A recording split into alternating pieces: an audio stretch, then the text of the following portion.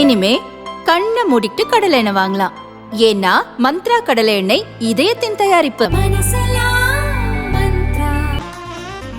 Media உங்கள் கனவா? படிக்கும் அனைவருக்கும் internship, placement assistance. Pandey school of journalism short term கோர்ஸில் உடனே சேர 7338824242.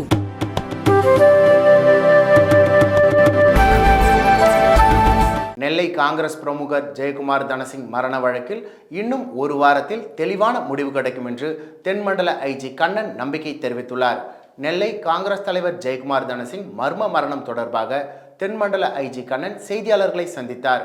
அப்பொழுது பேசிய அவர், ஜெயக்குமாரின் உடலில் 15 முதல் 50 சென்டிமீட்டர் அளவு கடப்பாக்கள் கம்பியுடன் கட்டப்பட்டிருந்தது. பாத்திரம் சுத்தம் செய்யும் பயன்படுத்தும் பிரஷ் வாயில் இருந்தது. ஜெயக்குமாரை காணவில்லை என 3ஆம் தேதி புகார் வந்தது. அன்று இரவு 9 மணிக்கு வழக்கு பதியப்பட்டது. புகார் மனுவுடன் 2 கடிதங்கள் தரப்பட்ட பின் காணவில்லை என்ற வழக்கு சந்தேக மரண வழக்காக மாற்றப்பட்டது என்று தெரிவித்தார். மேலும் இந்த மரண வழக்கு தொடர்பாக கடிதத்தில் குறிப்பிடப்பட்டிருந்த 32 பேரிடம் விசாரணை நடத்தப்பட்டுள்ளது என்றும் சம்பவ இடத்தில் கிடைத்த பொருட்கள் தடயவியல் ஆய்வுக்கு உட்படுத்தப்பட்டுள்ளது என்றும் குறிப்பிட்ட அவர், இந்த வழக்கில் இன்னும் ஒரு வாரத்தில் ஒரு தெளிவான முடிவு கிடைக்கும் என்று நம்பிக்கை தெரிவித்துள்ளார்.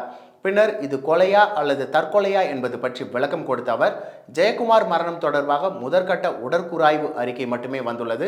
முழு அறிக்கை வரவில்லை. ஜெயக்குமார் மரணம் தற்கொலை என்றோ கொலை என்றோ முடிவு செய்யவில்லை.